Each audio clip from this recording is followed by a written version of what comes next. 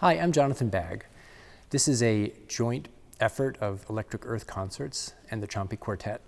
Spiritual Voices is a program that was conceived around a fantastic piece by the American composer Olly Wilson, who wrote a piece for large ensemble. And its middle movement is built around the theme of A City Called Heaven, which is an American spiritual.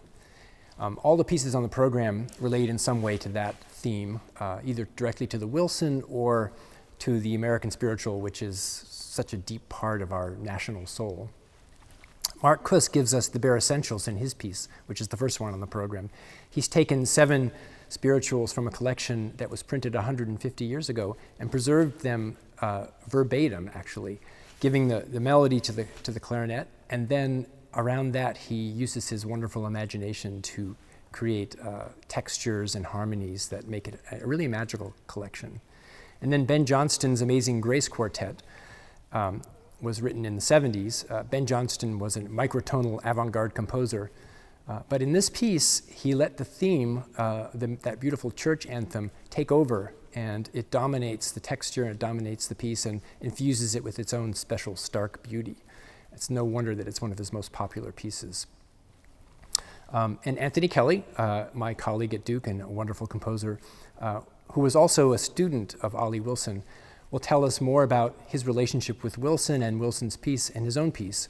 I just love Anthony's piece, Grist for the Mill, for its witty take on American blues and jazz. So let's get to it.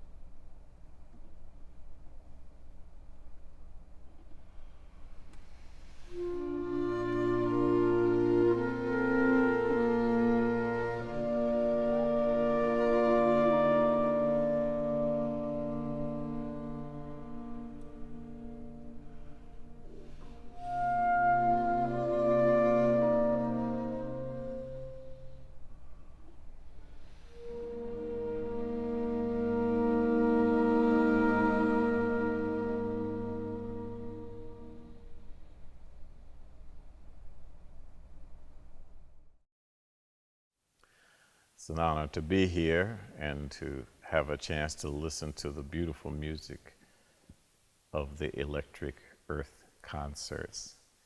The ensemble that has been put together is extraordinary, so it's been a nice couple of days. I was asked to speak a little bit about the music that I wrote that will be performed, a piece called Grist for the Mill.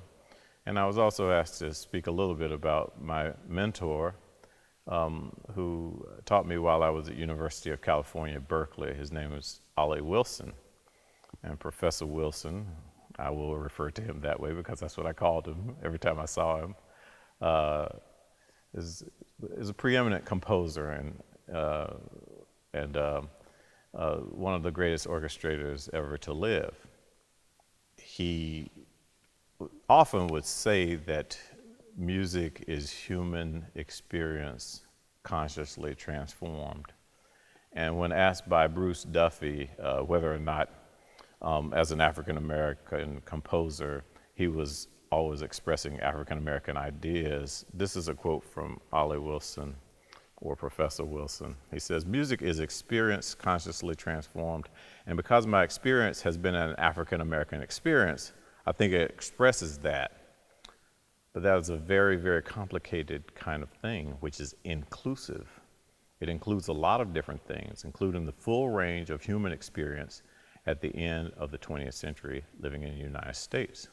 Having said that, if you listen to the music on the other side, there may not be discernible aspects of that music that you say, aha, that's clearly African-American tradition. In some instances, in some music, you might be able to discern it, and in other instances, you may not be able to discern it. I would hope that you would be able to discern something that made sense, something that communicated something of the human spirit. To that degree, it's universal. But universal always comes from the particular. So Wilson is sort of capturing something that he also passed on to me, which is that whereas his perspective as an African-American composer was important to him, he was also accepting of many, many influences and willing to tap into those influences as he designed sonic experiences for all kinds of audiences. The piece, A City Called Heaven, it's a 3-movement piece.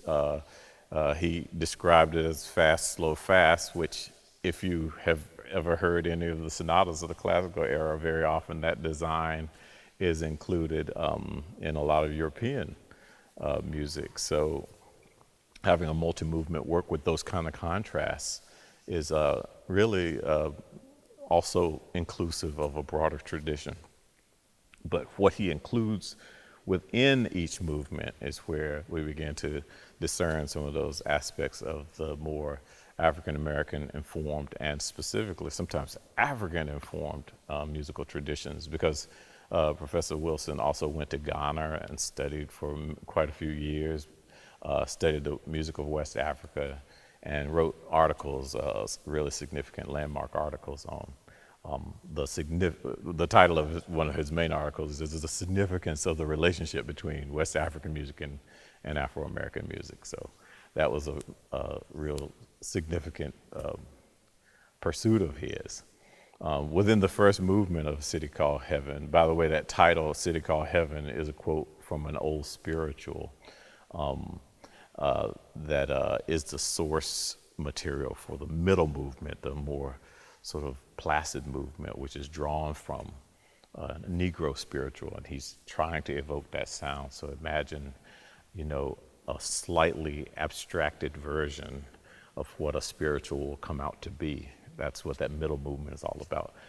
It's flanked by 2 more lively movements. The first movement is based on what he would often refer to as a blues riff, sort of like a lively, sort of bouncy rhythm, informed by something that he often in class would call the pendular third or the minor third, that's popping up all over.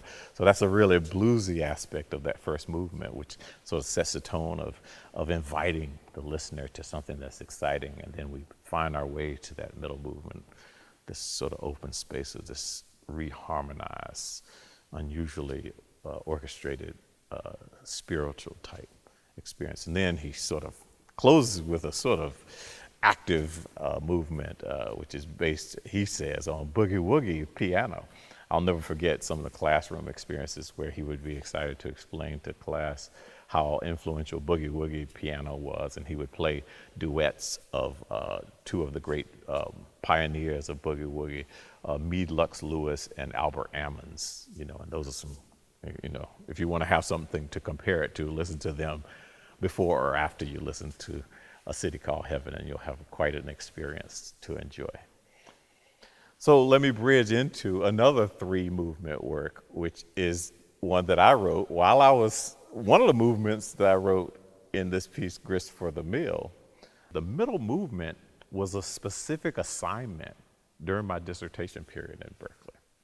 And that assignment was you're given an orchestration, and a week later you have to turn in a completed piece. So you had to just crank it out. And I thought, oh, I better do something that I better feel comfortable with. So what I did was I designed for the middle movement a piece based on one of the oldest vernacular forms in Black American music, the 12-bar blues. But I stretched it out, and I used the sort of same harmonic progression, but I organized the pitches as if I were doing serial music or 12-tone music. I just used different pitch sets to represent the tonic and the subdominant and the dominant. And sort of, if you listen to it, you'll be able to hear it go to the dominant as a real climax. And when it gets to that climax, you'll hear this rhythm that Olly Wilson was the one who taught us this rhythm from Ghana called the Ewe rhythm, from the Ewe tribe in Ghana. It sounds like, I don't know how that's going to come off on the mic, but that's how it sounds. And so that's going to be the climax of the middle movement, which is a 12-bar blues. This movement, this sort of hearty blues movement, which is based on sort of like a guitar strumming player singing like freely over the guitar strumming, you'll hear some of those rhythms happen. That movement is flanked by two sort of, I would call invitational movements. Each movement has a title that's based on a part from the Eno River Mill, because I used to visit that river mill often. And, titles like Bran Shaker and Wolf Gyrator, those are actually mechanical parts of this mill that smells like dust and water and corn grain and all. It's such an interesting experience. So it's the mix of the organic and the mechanical and, the human and the machine, and all of that's happening. So you hear very mechanical things in the first movement, like the flute, don't tick it, this thing, it kind of sets the tone. And then all of these kind of like little ragtime tunes and little sort of ditties happen on top of that. And that's all what the first movement is all about, is that sort of invitational sort of, melodic over a mechanical experience. After we go through the middle movement, that blues, we go to the third movement, which I consider my big sort of, let's just have a good time. Last movement, let's have some fun. And I based it on a principle called breaks, which just means that like an ensemble moves towards a moment and then a big sort of open break happens and someone solos over it or a couple of duets happen over it. So you have this really beautiful solo that'll happen in the middle of that as well from the flute. And then you'll hear a little improvisation that I've left space for the players to try near the end of the piece. So those are the works that you're going to hear, and I hope you enjoy them. I'm so honored to be a part of this, so thank you for listening.